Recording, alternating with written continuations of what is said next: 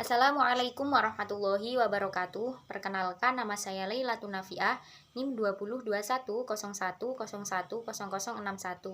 Di sini kami dari kelompok 4 akan menjelaskan makalah kami yang berjudul Perangkat Pembelajaran. Nah, di sini saya akan menjelaskan materi yang pertama, yaitu perhitungan alokasi waktu efektif. Apa sih alokasi waktu efektif itu? Nah, alokasi waktu efektif dapat didefinisikan sebagai penyesuaian waktu dalam kurikulum atau juga dapat didefinisikan sebagai lamanya kegiatan pembelajaran. Perhitungan alokasi waktu pembelajaran harus dipahami oleh seluruh guru sebagai acuan dalam penyesuaian perangkat pembelajaran. Dalam penyusunan perangkat pembelajaran yang baik, tentunya harus memperhatikan alokasi waktu yang akan digunakan. Waktu yang dialokasikan untuk setiap keterampilan inti ditentukan dengan mempertimbangkan jumlah minggu efektif belajar dan alokasi mata pelajaran per minggu dengan memperhatikan jumlah keterampilan dasar, keluasan, kedalaman, tingkat kesulitan, dan tingkat kepentingannya. Terima kasih. Materi kedua akan dilanjut oleh teman saya. Assalamualaikum warahmatullahi wabarakatuh. Nama saya Lailiyah Khalifatul Jannah, NIM 202101010051. Di sini saya akan menjelaskan sedikit tentang pengertian program tahunan. Program tahunan adalah rencana penentuan alokasi waktu selama 1 tahun untuk mencapai kompetensi-kompetensi dasar yang ada di dalam kurikulum. Program ini perlu dikembangkan oleh guru sebelum tahun ajaran dimulai, karena program ini merupakan pengembangan bagi program-program berikutnya. Pada dasarnya, program tahunan harus dibuat dan dikembangkan oleh guru mata pelajaran yang bersangkutan. Akan tetapi, melihat kondisi sekolah dasar yang pada umumnya memakai guru kelas atau wali kelas, maka program tahunan ini disusun oleh guru kelasnya masing-masing. Program tahunan perlu disiapkan oleh guru sebelum tahun ajaran dimulai, karena program tahunan dijadikan sebagai pedoman bagi pengembangan program-program berikutnya, seperti program semester, program modul, program mingguan, harian, serta pembuatan silabus dan sistem-sistem yang lainnya. Sumber-sumber yang digunakan sebagai pengembangan program tahunan adalah yang pertama yaitu daftar kompetensi standar sebagai konsensus nasional yang dikembangkan dalam SKKD setiap mata pelajaran yang dikembangkan. Kedua, skop dan sekuensi setiap kompetensi. Untuk mencapai tujuan pembelajaran diperlukan materi pembelajaran yang kemudian disusun dalam pokok-pokok yang mengandung ide-ide pokok sesuai dengan kompetensi dan tujuan pembelajaran. Yang ketiga yaitu kalender pendidikan. Penyusunan kalender pendidikan selama 1 tahun, pelajaran mengacu pada efisiensi dan efektivitas dan hak-hak peserta didik. Tujuan penyusunan program tahunan yaitu 1.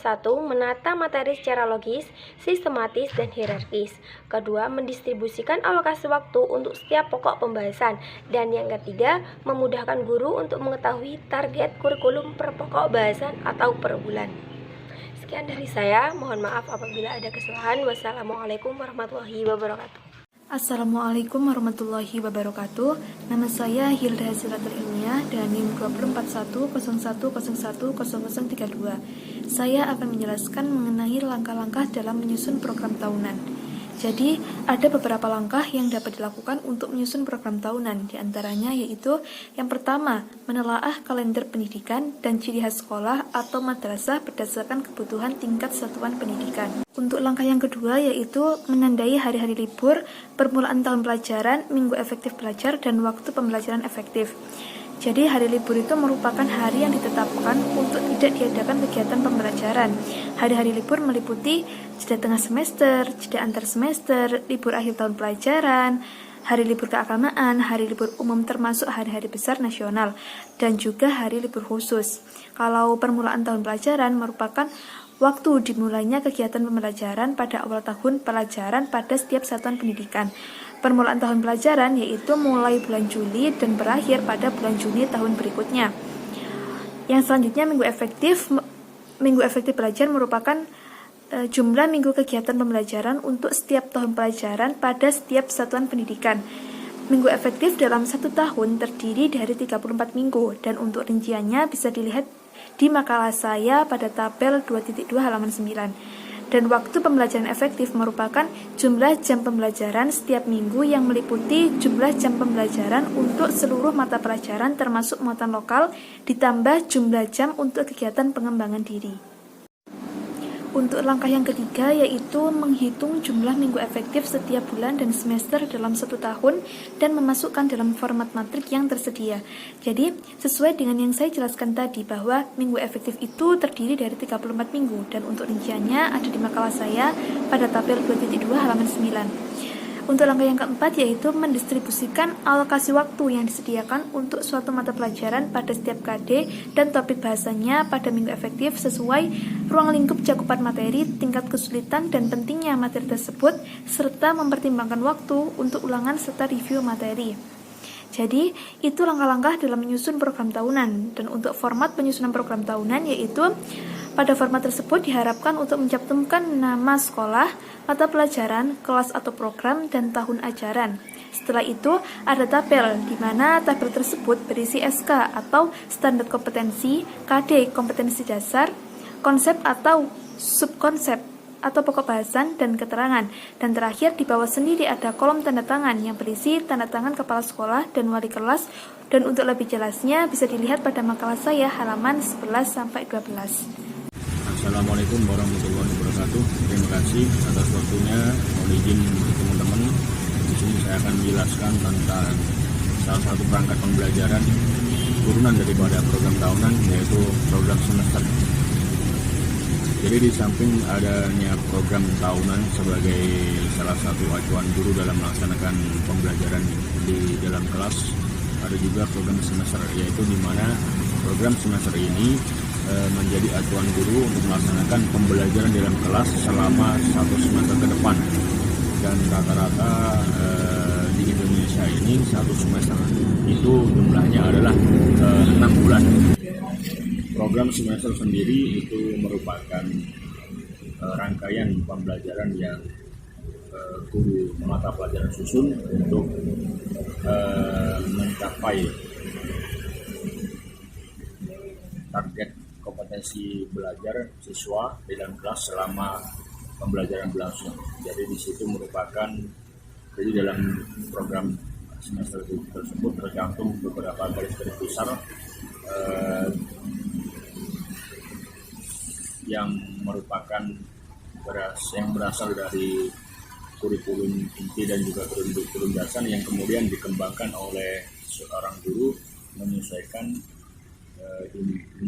di mana posisi guru itu mengajar, menyesuaikan kondisi siswa,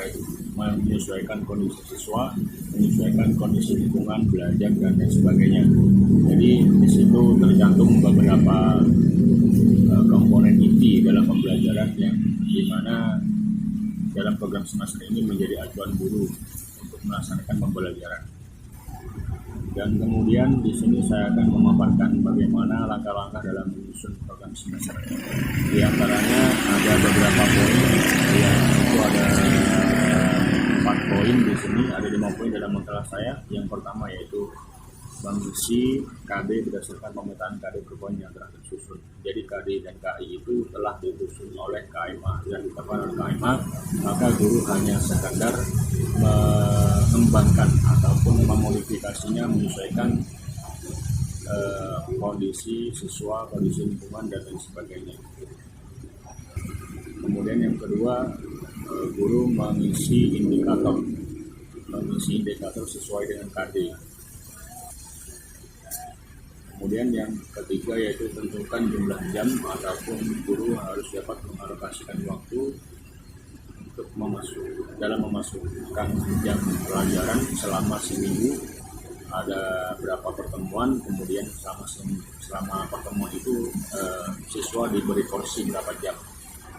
Kemudian yang keempat yaitu guru mengalokasikan waktu dalam pembelajaran itu setiap waktunya ingin diisi materi apa, materi pelajaran apa, materi pelajaran IPA sehingga materi pelajaran IPA, terus sub pembahasannya apa, subtopik pembahasannya apa per jamnya itu, kemudian tiap pertemuan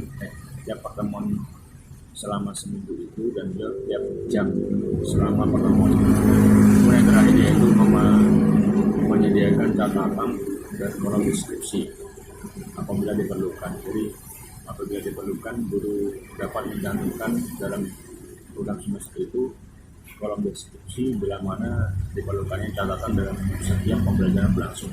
Kurang lebih itu yang dapat saya sampaikan. Mohon maaf apabila ada kesalahan. Wassalamualaikum warahmatullahi wabarakatuh. Assalamualaikum warahmatullahi wabarakatuh. Perkenalkan, nama saya Vina Wijartini dengan NIM 204101041. Baik, di sini saya akan menjelaskan langkah-langkah penyusunan program semester. Sebelum kita membahas langkah-langkah penyusunan program semester, alangkah baiknya kita mengetahui definisi dari program semester. Program semester merupakan penjabaran dari program tahunan yang berisi hal-hal yang ingin dicapai pada semester tersebut. Nah, setelah kita mengetahui definisi dari program semester, kita akan membahas langkah-langkah penyusunan program semester. Langkah-langkah penyusunan program semester ini sama prinsipnya dengan program tahunan, tetapi dengan sebaran rincian alokasi waktu tatap muka atau kegiatan pembelajaran yang lebih detail setiap minggunya maupun setiap bulannya. Nah, program semester ini juga sama dengan program tahunan, terdapat semester ganjil dan juga semester genap. Dengan program semester ini, biasanya alokasi waktunya itu lebih detail, bisa tergantung bagaimana tingkat kesulitan dalam materi tersebut. Jika dirasa materi tersebut cukup sulit dan membutuhkan waktu pembelajaran yang cukup lama, bisa kita mengambil 4 jam pelajaran, namun juga bisa kita mengambil hanya 2 jam pelajaran. Dan untuk yang semester genap pun sama. Jadi, langkah-langkah penyusunan program semester yaitu yang pertama, mengidentifikasi jumlah kompetensi dasar dan indikator dalam 1 tahun. Yang kedua, mengidentifikasi keluasan dan kedalaman kompetensi dasar dan indikator. Yang ketiga, melakukan pemetaan kompetensi dasar untuk tiap semester. Dan yang keempat, menentukan alokasi waktu untuk masing-masing kompetensi dengan memperhatikan pekan efektif. Kurang lebih seperti itu penjelasan dari saya dan teman-teman saya mengenai perangkat pembelajaran. Saya mohon maaf bila ada kesalahan karena saya juga masih belajar. Dan sekian dari kelompok kami. Terima kasih atas perhatiannya. Wassalamualaikum warahmatullahi wabarakatuh.